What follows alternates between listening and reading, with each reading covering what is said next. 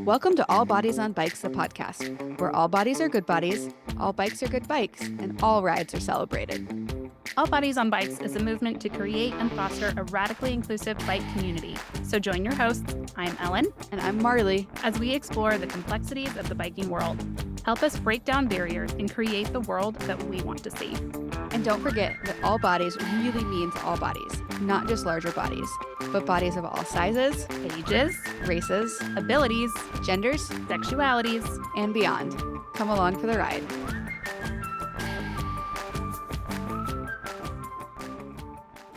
Hey, Marley. Hey, Ellen. Happy Friday. Happy Friday. We're recording on a Friday, and it could not have come sooner for me. It has been a long week. How are you?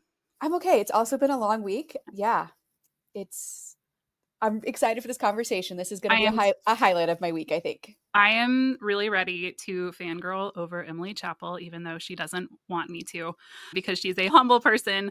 I think we should just dive right in because I'm going to tell you exactly how cool she is, and then we'll bring her on to chat more because we've got such a good conversation lined up. You ready? That sounds great. Okay. Emily Chappell is an athlete, adventurer, and award-winning author. Starting her cycling career as a courier in London, she is well known as an ultra-long-distance adventurer. Between 2011 and 2013, she cycled across Asia. Along the way, she developed an insatiable curiosity about the world, its landscapes, and the people who live there, which has fueled her escapades ever since. Since returning from that big first adventure, she has spent more than a decade exploring the world by bicycle, including winter crossings of Iceland and North America, enduring temperatures as low as minus 40 Celsius. I'm expecting that to be, which is very close to minus 40 Fahrenheit, FYI. And I think we're recording this in January, so a lot of our listeners can relate to how cold that feels, even if it's And not. cannot imagine riding a bike in it right now. So I'm going to ask you about that. Okay, Not to well, digress. maybe we'll get that first. And rode thousands of miles around the back roads and mountain trails of Europe. In 2016, she won the prestigious Transcontinental race, riding 4,000 kilometers from Belgium to Turkey in under 2 weeks, self-supported. And since 2017, she led Le Loop, an endurance challenge where amateur cyclists take on the entire route of the Tour de France. She has published 2 books about her adventures, writes a weekly newsletter, and is a popular public speaker, a talented presenter, and an impassioned advocate for diversity in the outdoors. Hi, Emily. Hello. First of all, can I say the fangirling is totally mutual. Thank you very much for having me on. Of course. Yeah. It's so great to meet you. I think we came across each other on Instagram a couple years ago and I was like, oh, who's this person? She's doing cool things. And now we finally get to the chance to chat, which is really awesome. I am going to be the voice of the audience here because I followed you since I think probably 10 years ago because that's when I lived in London and your book came out. And so I was like, what is going on here? This person is super cool. Because I at the same time I was riding around London and figuring out how to be 10 years ago in London, it was like almost you had to throw elbows to get around where you wanted to be on a bike. But yeah, you were one of the pioneers doing the bike messengers and all that stuff.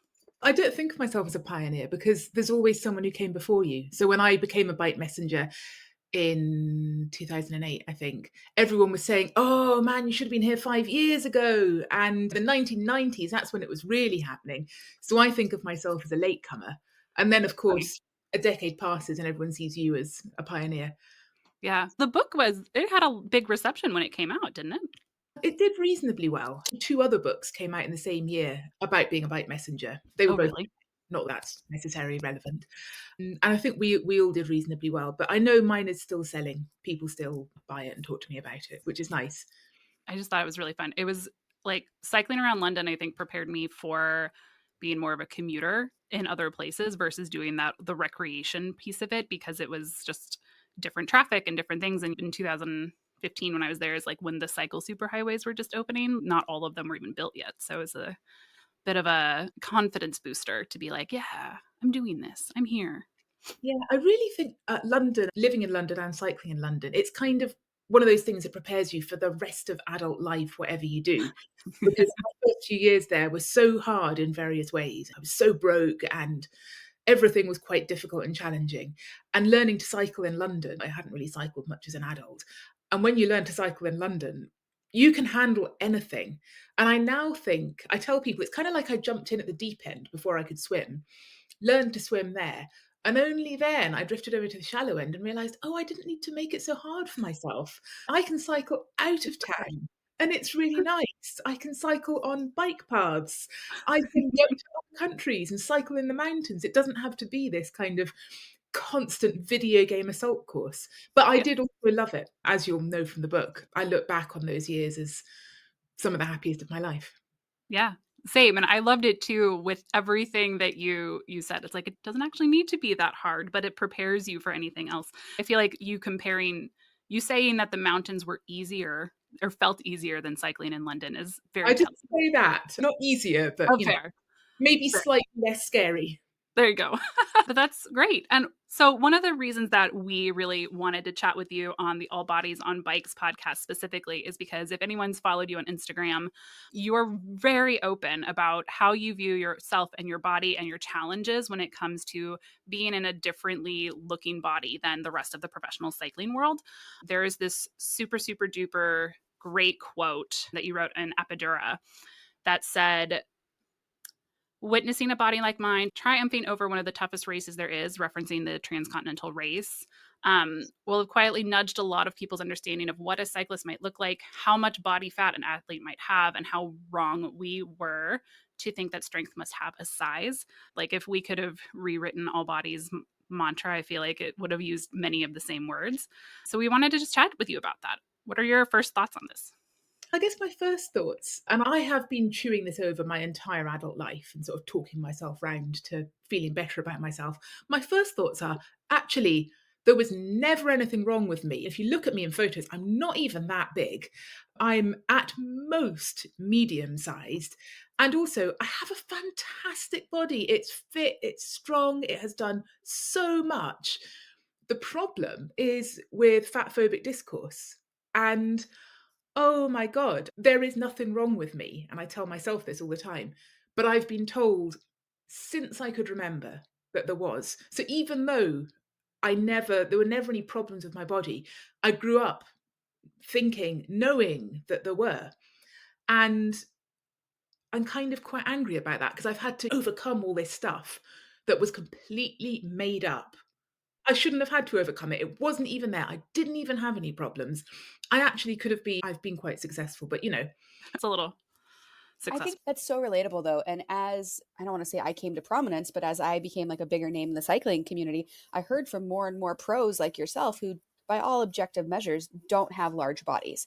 However, the narrative that's fed to you either through popular media or through the sporting world is that your body is too big. And so I don't know if you've encountered that among other professional cyclists and other folks doing the work that you're doing, but I can tell you it is not uncommon. Lots of women in the pro peloton fight those same battles and those same narratives. And it's disturbing because your body, like you said, it's perfect, it's beautiful, it's strong, it carried you across many not millions, but many miles and kilometers and all sorts of stuff. yeah, and I mean, I know quite a lot of people who have been proper professional cyclists, riding for road teams and whatever. Loads of them have eating disorders or have recovered from eating disorders. It's really depressing. And I've heard all these stories about, them being weighed at training camps and being told, oh, you've got to get smaller. And I just think we should know about the science now. We're meant to be science led. We should have physiologists saying, look, okay, you need to keep your body strong. And I was never trying to perform at the top end of professional sport. Ultra racing is very different. And to be honest, I think one of the reasons I did so well in it is that I have a very good digestive system. I can eat very large amounts and process them quite well. And I've managed somehow to dodge the worst of the sort of food issues that a lot of people end up with. When I'm off privately on my own and no one can see me and judge how much ice cream I'm eating, I can just go for it. And then I can sprint up a 20% hill. And we talk about the physiological advantages our body has. I think that's one of the great unsung ones in endurance sports is being able to process a lot of food. Definitely. And maybe this might be wrong, but my friends, I see what ultra endurance cyclists eat when they are out on these adventures. And a lot of times it's whatever you can find at a gas station. Sometimes it'll be things that you've packed, but it's not often the most nutritious food. So, what you're saying is definitely important. I know I have challenges digesting large amounts of food, and that's fueling properly. I don't do distances nearly what you were doing, but I'm training for a 100-mile race right now, and it's a proper distance, but making sure I'm fueling properly is a huge part of it, and that's a big challenge for sure.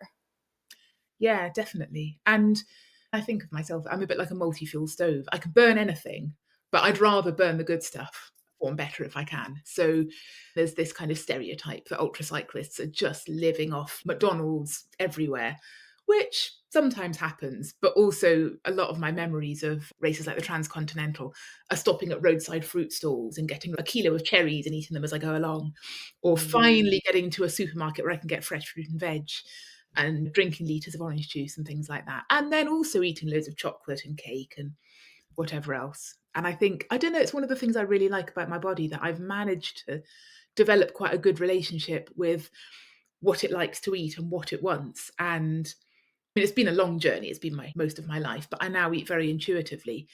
And so 1 or 2 days a month, my body really wants to eat junk. And I think, fine, and you don't normally, but this seems to be what you want. And then a few days later, it's back on whatever. That's Yeah. brilliant. When I learned about intuitive eating, that was one of the things that I noticed is you have to listen to what your body is actually telling you. If you are craving chocolate, it wants chocolate. It doesn't want the almonds that have the same thing as chocolate in them, according to the nutrition blogs. It's like it wants chocolate for whatever reason it is. And so listening to that was always, again, once I started to, that is what is now satisfying to me. It's what made my brain calm down in order to keep moving on, like on to the next like 10 minutes of my day.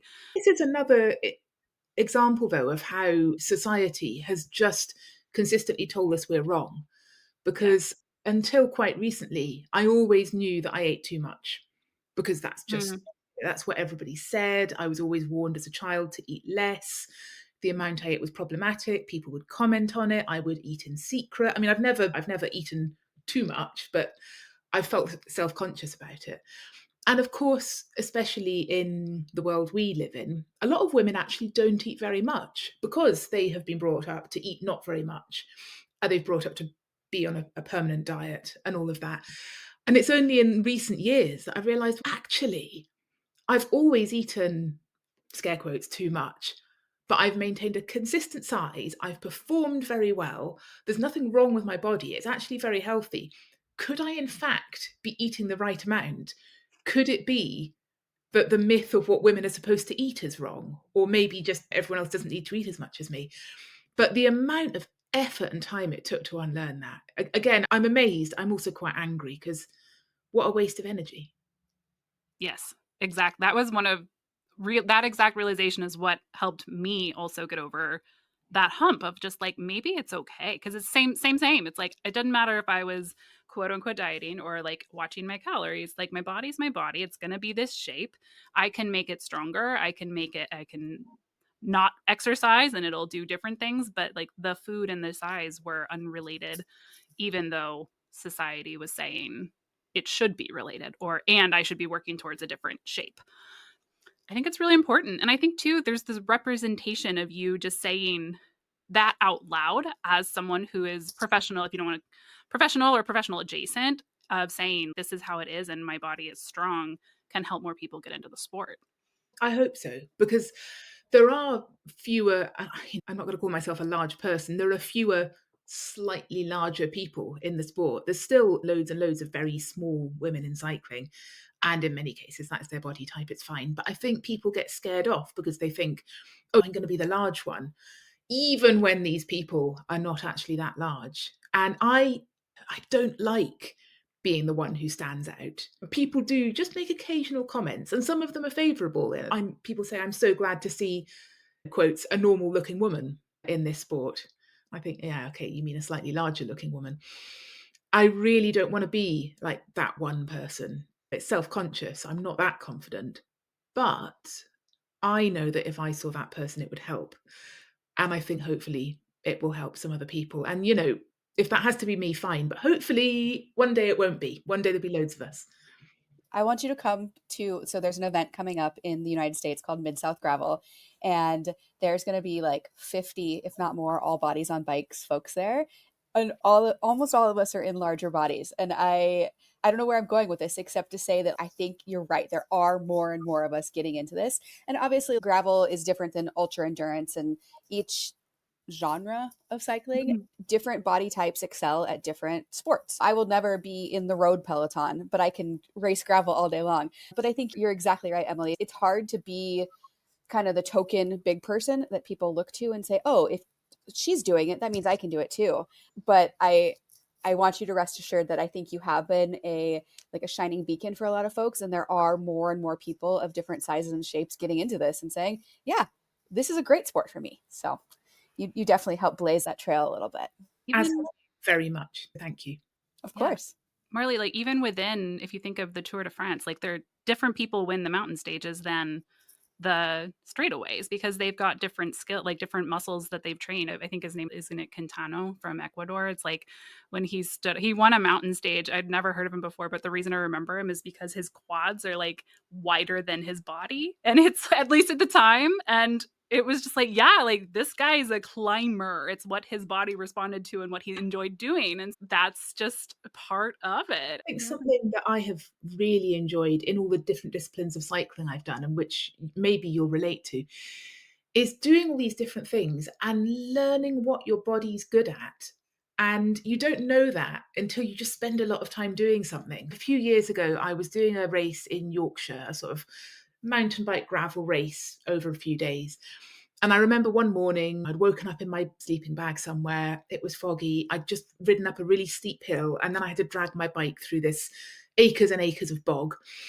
And I remember just trudging along with my heavy bike and just suddenly realizing this is great. I'm actually having a really good time. I've no idea why, but I feel like I'm really suited to this. And you know, when you're good at something and when you enjoy doing it, that's a really satisfying experience. And I wouldn't have had that if I hadn't got into cycling and by a circuitous route ended up a hill in a bog in Yorkshire. And I think when you go out there and you start doing things on a bike and you explore different things, you broaden your sense of yourself and you broaden your sense of your abilities. And everything you do, every different thing you do, you sort of learn little lessons that you could take into other areas of your life, or you just gain a better sense of your own capability. I think this is actually something that both of you do really well is the learning out loud part of all of this. Like taking a minute to have a post about how this was a light bulb moment for me and here's why, or even when it comes to body issues, explaining to the world, yes, I am confident in my body and here are the steps I took to get there. I think you both do that super well. And I think you both recognize the importance of that. Well, thank That's you. a really good way of putting it, actually. I hadn't actually heard anyone say learning out loud before, because I sometimes feel a bit conflicted about all of social media and all the big conversations we're all having constantly, because there's this tendency for people to start becoming it's very easy for people to start becoming a guru. And as soon as they've learned a lesson themselves, they're like, okay, I'm going to give you this post on how to be body confident or whatever it is. And you think they're just figuring it out themselves. We don't need to treat this person as an expert. But I think what I hadn't thought is it's really valuable to watch somebody in real time. And in my case, in decades and decades of real time, gradually figuring things out and giving you things you can perhaps take away and relate to. Yeah. We had a great conversation with Ellen Noble, but she retired, focused on health issues, and then unretired. But she mentioned that she unretired like at the start of her retraining journey, not say like she didn't come out after having trained and here I'm doing a race next week. And same, it was really important to her because she kind of hadn't seen that before to say there's more to it than unretiring and now I'm a pro again. There's today winning for me is 20 minutes on the bike, 30 minutes on the bike. And I think again, it's a really good way for people to see that you can do it too. It is a process no matter what it is. It's not Emily was born on the side of a mountain and handed a bike and then she made it up the side like when she was 3. She worked really hard to get there.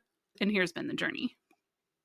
I would actually love to kind of talk about that journey a little bit. How did you go from being a courier in London to getting into the Transcontinental, where you decide you're going to ride your bike across the entire continent. What happened there?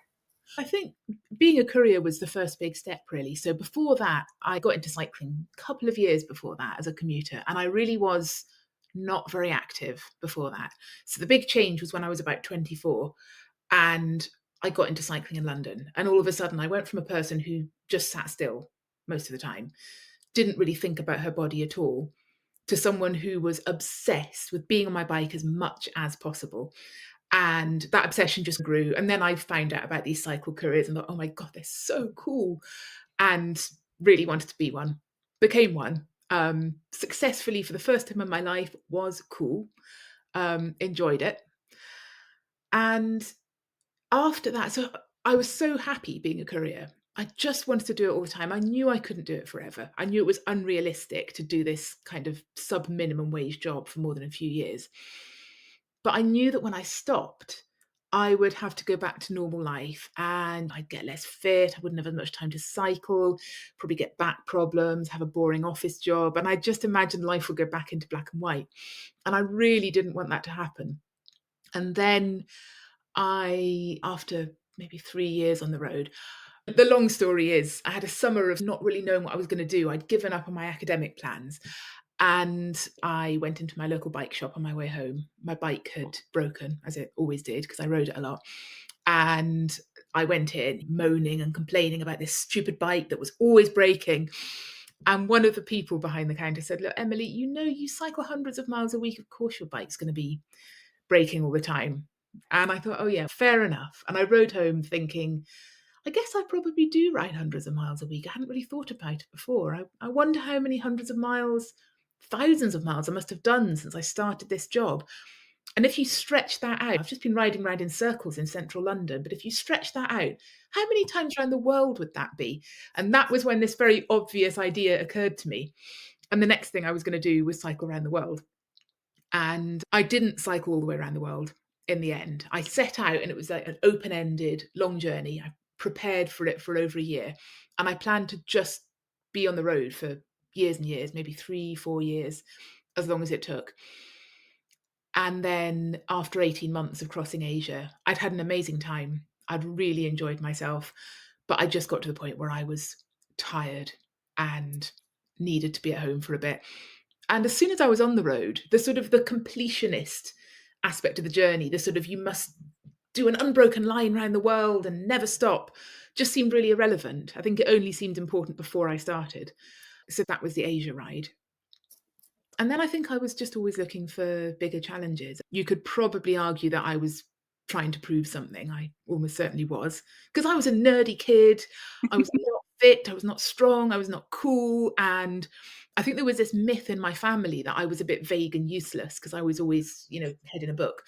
So I think I was trying to really inscribe this new version of my personality. And then, in fact, this time 10 years ago, I was doing my big ride from Anchorage to Seattle. So round about now, I would have been, I think, crossing the border into the Yukon. And yeah, it was very cold, kind of a step up from what I'd done because I'd spent 18 months on the road. I'd been through all sorts of landscapes, different climates, different cultures. And I thought, okay, I know what I'm doing. Let's try and increase the difficulty a bit, increase the difficulty a bit. Did you choose to be in Alaska in January on purpose? Or is that just when your time off fell? No, I did. I did. So I had actually planned to go immediately after Japan straight to Alaska and start then. But as I said, I needed to go home for a bit. Yeah. I went home, spent 2 years at home, went back on the road as a courier and planned for this trip. And I really wanted to do it in winter because I'd enjoyed the winter cycling I'd done thus far. I say this now, of course, we all know the concept of type 2 fun. It was awful at the time, constantly. My water froze. It was terrible. I didn't sleep. God. It was so cold. But I prepared better for the Alaska trip. I had quite good kit. I'd spoken to a lot of people because I was scared. Like -40 is, I couldn't imagine it. So I'd got in touch with loads and loads of people who'd done similar things or who lived in the area. I knew what I needed and I was still scared, but I could tell myself, you've prepared, you've got all the right kit. And honestly, it was beautiful. It was so beautiful. Being out there almost completely on my own, because it's very quiet there in winter, on this white road, because it's just covered in compacted snow with these dark forests either side. And the effect of the snow on the landscape is sort of muffling. So the acoustics were different. So there were days it felt like riding through a stage set or something. And then one of the great unsung glories of winter bike touring is you get to sleep for a really long time, because it would get dark at, I don't know, 4 o'clock or something. So I'd stop because it got cold when it got dark. So I'd stop just before it got dark. I'd put my tent up, and then I'd spend, I don't know, like 12, 14 hours in my tent. I'd fall asleep immediately because it was quite hard cycling a heavy bike in the cold all day. And then I'd wake up for a bit in the night, which is what we, I think, biologically are programmed to do, or would have done back in the day before electric lights. And I'd sleep deeply, I'd snooze, I'd daydream, and I'd just feel ready to get up in the morning. And that was really nice. Sounds magical. Yeah, it was wonderful. And yes, it was sometimes horribly, painfully, frighteningly cold, but it was beautiful. The scenery, I saw mountains every single day. Sometimes I had to go up parts of them, which was hard, but I liked it. I was riding a bike, a fat bike that weighed about somewhere north of 50 kilos, and I felt weak and tired and slow the whole time. But afterwards, when I got on a carbon road bike, it turned out I'd become very strong. Worth it. And yeah, I mean, I didn't want it to end. It was 3 months, which I think is the perfect length of trip, really. It's long enough to be properly away, but not so long that you kind of lose your grip on anything. Because Yeah. I think the Asia trip had been a bit too long, really. And then at the end of the trip, I came round the side of the mountains and cycled into Vancouver on what felt like the first day of spring. There was blossom everywhere. And it honestly felt like I'd ridden through so much winter, and here I was just riding into a new season. It was wonderful. It was, I think, one of the high points of my life. And then, yes, it was after that I got into ultra distance racing. I think this has answered half of one of the questions I had wanted to ask you, which is what's the trip you talk about when you want people to understand how much you love this ultra endurance riding? The second half of that question is what's the ride you point to when you want someone to have a realistic view of this? If someone's truly saying, I want to go out and do this, what's the trip you point to that is indicative of the challenge that you're truly gearing up for? Do you mean effectively what's the bad side? Basically, yeah. What you just painted is like, I'm sitting here, maybe I should book a trip to Alaska, and I'm in no way prepared for this. But I think I'm wondering what the full picture is. I don't think there's any one ride. I could probably, so any ride I've done, any trip, any race, there's always been good bits and bad bits. It's more just like how bad were the bad bits and how often did they happen. I think there was a race I did in 2017 called the Transatlantic Way, which goes around most of the coast of Ireland. And I was not in a good way at the time. I'd lost a friend recently, so I was, in Mm, hindsight, still grieving. And the weather was unbelievably bad. Irish weather is something quite special. I've never ridden into wind so strong, right. and rain, and there were no flat bits at all.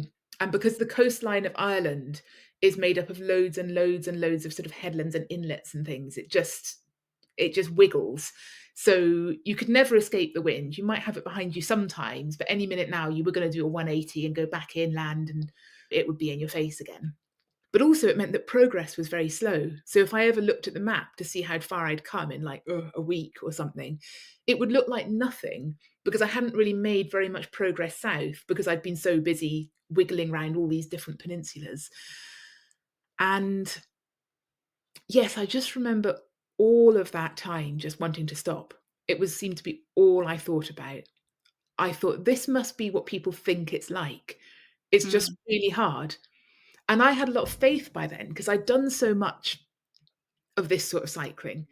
And it's good and it's bad, but mostly I love it. And I also know that if you keep going, you tend to feel better eventually. And you might suddenly get another burst of energy and be racing along singing and think, I can't believe I felt so bad 2 hours ago. I feel wonderful now. I know it won't last, but still. But I think that race, I just mostly felt bad. I finally stopped when I started to feel good again. I don't remember the psychology of it, but I had a good climb and I actually felt strong and happy again.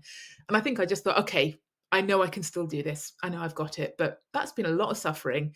I think I'll call it a day now. Yeah. You said something in there that I want to pull out because it's advice that I give to folks too, is that anything you're experiencing is temporary. If you're sad, eat a snack and it's going to get better. Especially with long distance cycling events, like it is a continual process and things are constantly changing. And I just love how you explain that of you felt strong and then you felt sad and then you felt happy, and that's exactly what it's all about. The Yeah, only it's way out something is that through. I've learned again and again. But the thing I now often realize is it's all very well knowing that, but it doesn't make the bad moments any better. No. I tend to go into it right thinking, ah, I'm very experienced now, so I'll be fine. But if you're riding 100 miles, it's always hard.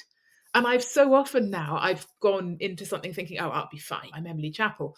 And then I have an awful time. And I think I was unprepared for this. I didn't realize it could be so bad. I thought I was on top of this. So I think that's not the inspirational lesson I need to be giving people. But I think that's I exactly it. Yeah, I think it's relatable because when I get, for me, it's usually about mile 30 when I start to realize, oh my God, I have to do the equivalent of what I just did two more times. And then I get to mile 60 and I'm like, oh, I'm almost done. So I think hearing that somebody who is as accomplished as you are also experiences those self doubts and those moments of questioning is really humanizing and really relatable. So I think it's perfectly fine to tell people that. I hope so. I Yeah. don't think it will ever go away. I think if you're on a long ride and you're feeling terrible, you are completely correct, but you will get through it. Exactly. Yeah. I want to switch gears a little bit because you're a very multifaceted person. And one of the areas that you've talked about is your queerness and your queer identity and the intersectionality of that. And so there's a scene in your first book where your queer life and your cycling life, which had been kind of running parallel to each other and not really intersecting with each other, they kind of collided. Since then, and I understand that was a while ago, have those parts of your life, are they still kind of separate and exist independently, or have you been able to blend them together? And what other ways does intersectionality play into your life? It's a great question, actually. And I really love that you referenced that bit from the book. We probably don't have time for me to read it out or anything, but for anyone Well, who's tell us the story. Tell for folks who Yeah. haven't read it. Tell us the story. it was, I'll try and I've never actually told it. I've only written it. I'll try and tell it quickly. It was just basically I was couriering. I'd been sent out to a certain address to deliver a package or pick something up or something, and my rim had just blown out in my front wheel. And as anyone knows, if that's happened to you, it's not only quite scary, and mine happened in a tunnel. So instead of just going bang, it kind of went boom. Oh my And it was God. like a bomb had gone off. Like the cars all swerved and everything. No one knew what had happened. So I walked the bike out of because the rim had pinged, so the wheel wouldn't even go round. So I had to walk the bike Mm. out of the tunnel into this sort of, it was like a big industrial sort of fire station. I was delivering because I had to get a signature. So I walked in, there was a fire engine there, there was a guy, and he said, oh yeah, go around the front, the woman there will sort you out. I thought, oh, well, woman, oh, interesting, okay. And I walked around the front of the engine with my bike on my shoulder and my package under my arm. And I walked into this this incredibly hot firefighter.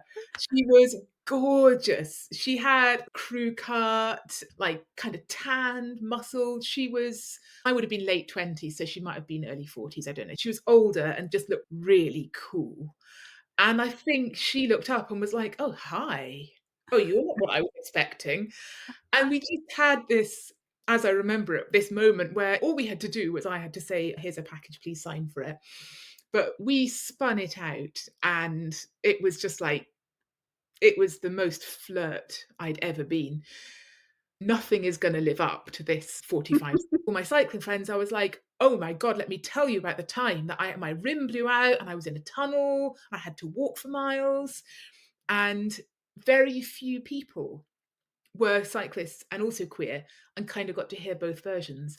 But actually, to answer the second part of your question, in recent years, the two really have come a lot closer together. I think it is maybe a little more than 5 years now.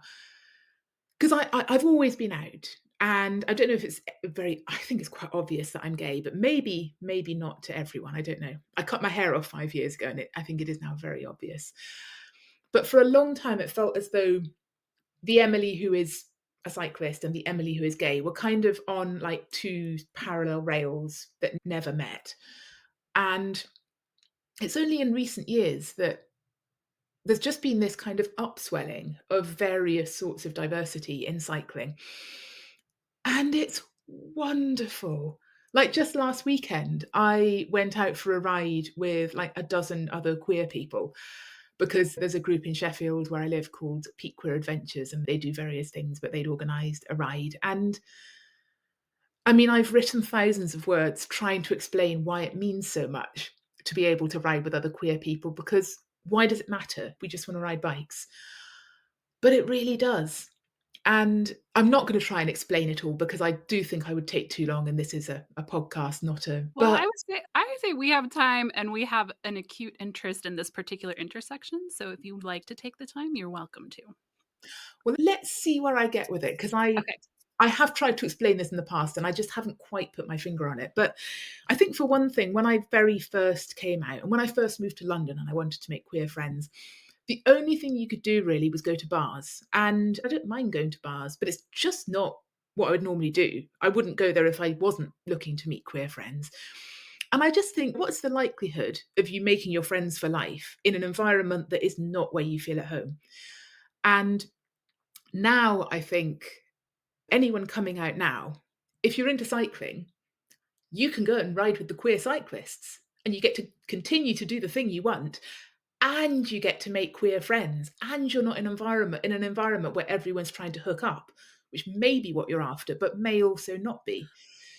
So there's that. And there's the great comfort of just being able to be a particular version of yourself and not have to worry that it's going to be taken the wrong way. Going for a ride with other queer people is great because you know that you can just stop worrying about all of that stuff. If you want to go on and on about being gay for 3.5 hours, the entire ride, you can. But also, if you don't want to, you don't have to, and no one is the gay one. And that is really nice. And one of the things I've really enjoyed, so I work with various brand partners, and please understand that when I mention my brand partners, I am not doing so in any way to promote them. You can choose which products you want to buy, and I don't care. But I do kind of have to give a bit of a shout out to particular people at Rafa who have made the whole, I don't know, the whole vibe of Rafa so much more welcoming than I ever thought was possible. So when I first started cycling, most of cycling was like tall, buff, middle-aged men, Mm-hmm. nothing like me. With the result that I actually now get on very well with tall, middle-aged men because I've met so many of them. I actually have got a lot in common with them. And then it was maybe 3 years ago, we did a big event in London hosted by Rafa, and they invited me to interview Leah Wilcox, who is the Taylor Swift of bike packing.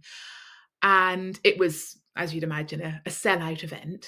And she's married to a woman. It was two non-straight women sitting up the front of a huge crowd of cycling fans. I remember at one point I asked her some question about being out in cycling, and I said, look, queer women kind of run the cycling industry, don't they? And I loved it because there were cheers from 3 different parts of the room. And then it was actually the following day when people put up photos of this. And it sort of goes back a little bit to what we were saying before about not necessarily wanting to be the one who represents, but someone has Mm-hmm. to. And I saw these pictures of this kind of short, stout woman with a lesbian haircut sitting at the front of the room in like a mainstream cycling brand's social media. And part of me thought, I really wish that wasn't me. I really wish someone else could have done that. But the other part of me thought, if I had seen this 10 years ago, it would have blown me away. I can't believe that this has happened. There's so much wrong in the world. There's so much wrong in the cycling industry. There's so far we have to go in so many ways. But actually, in my life, this is unprecedented. And I still haven't put my finger on why it means so much, but it really does. And I had a conversation shortly after that with my main contact at Rafa, who's also queer.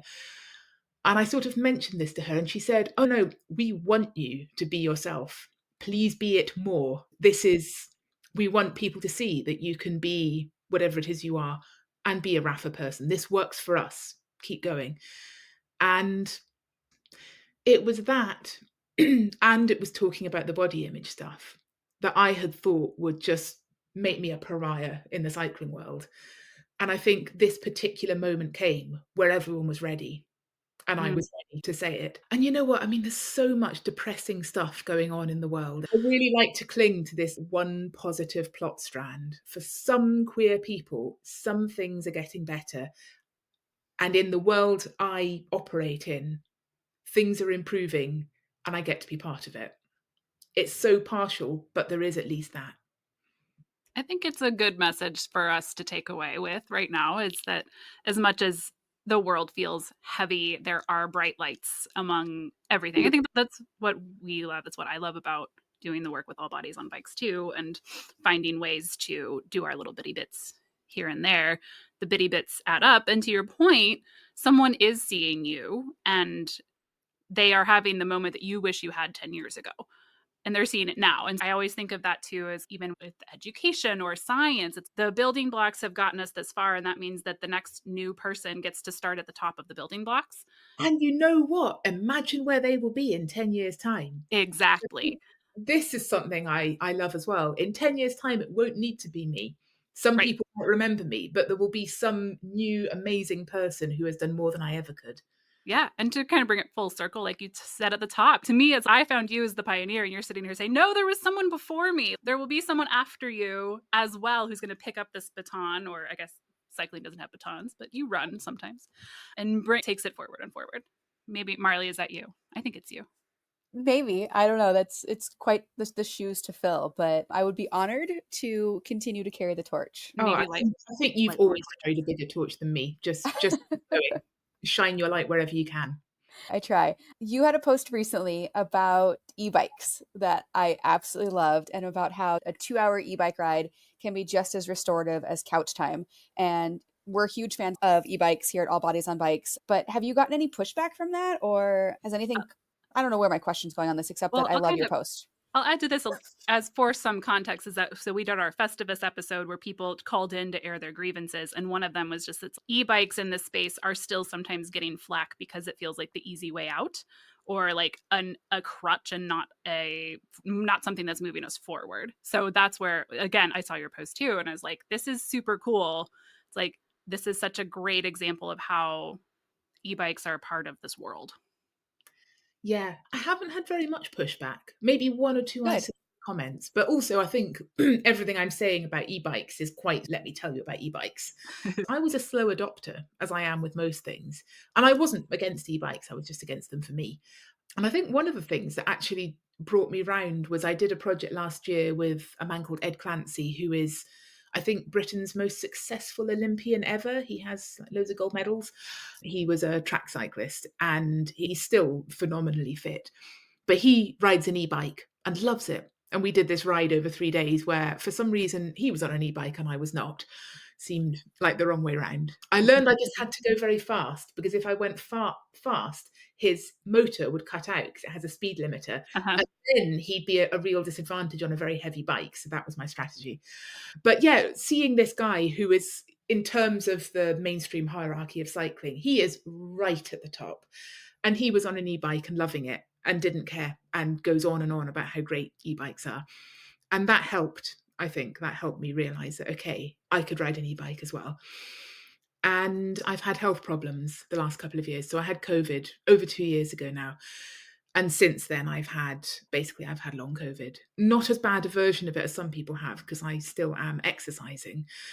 Whether or not I should be is another matter. But I am doing a lot less than I used to. And I have good days and bad days. And yeah, the e-bike is wonderful. It's wonderful. And in all sorts of ways that I hadn't really anticipated. I know e-bikes are quite expensive and they're quite a big investment for a lot of people. And it seems really silly to say, but yes, even just the psychological advantage. But there's a huge psychological advantage because I can go out for a couple of hours and I don't have to use the motor, but I can set off saying if it turns out that I'm not up to riding for a couple of hours, I can put it in turbo to get home. I can go further than I would have because I don't have to worry that I'm suddenly going to get tired and get stranded or anything. And most of the time, if I've decided to go out for 2 hours, I go out for 2 hours. I don't need to use the motor. But knowing I have it there is a huge advantage. And yeah, sometimes I'm very tired. Sometimes I wouldn't go out, but if I can go out on an e-bike, then I've met lots of other e-bikers. I've met quite a few people, often older people, who say, oh, I got my e-bike and it meant I rode loads more. And then I got fitter. And then I started riding my other bike again. And now I get up hills I never got up. And also people who, like me, have developed various levels of chronic illness and they want to keep cycling, but they just can't do what they did before. And it means that they can, because there's so much that we get from riding bikes. And this is what I realize. Yes, I love being fit and fast and strong and, doing ultra distance races, but I also love being outdoors and I also love exploring. And I also love just riding along and thinking my thoughts. And I also love, you know, going up and down hills and enjoying the landscape and seeing the scenery. And we all, I think, could make long lists of the things we get out of cycling. And you don't get all of them from every ride. And the rides I do on an e-bike, I'm not really exercising my top end fitness, but I think that's okay. It 100% is. I recently had knee surgery and I'm slowly getting back into riding. And the e bike let me go on, like a friend had a group ride for their birthday a couple weeks ago. And it let me join in because I knew that I wouldn't be able to keep up with them on my regular bike post knee surgery. But on my e bike, I was able to hang out with them and have a great time. You're exactly right. It opens doors and it makes it so that we can keep riding kind of regardless of what else is going on in our lives. Yeah. I think for me, one of the things I miss currently about doing the really long stuff is starting in the dark, riding through the sunrise, being out all day, coming back after sunset and feeling like I've really seen a lot of the world. And I haven't yet done a big ride like that on the e-bike, but I absolutely could. And it wouldn't matter if I wasn't fit enough or strong enough or well enough to ride 100 miles. I could still do it. And I could Yeah, have those moments.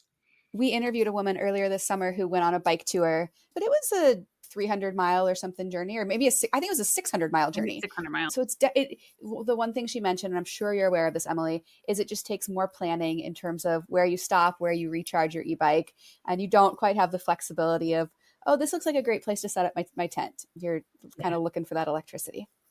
Yep. Yeah, that's always a concern. Is there anything on the horizon for you as far as rides? I know that you just mentioned that you're focused on health and you're in a different spot than you have been in the past. So, what's the next amount of time look like for you? One of the factors of having this sort of puzzling health condition is I can't really make plans. I'm having to be quite flexible in what I plan to do. I've got loads of things I want to do next year, but probably some of them are not going to happen. I'm hoping I will get to go and ride the route of the Women's Tour de France because it's just such a good route this year. Pretty much every stage is going to be really nice. So I'm going to try and ride that. And then another thing I really want to do is more volunteering and more helping out, because I have had so much help and support from people when I've been doing events and when I've been touring and all of that. And also, I don't know, I get asked a lot, who's your top cycling hero? And I just don't know what to say. There are so many people. It's really hard to pick just one.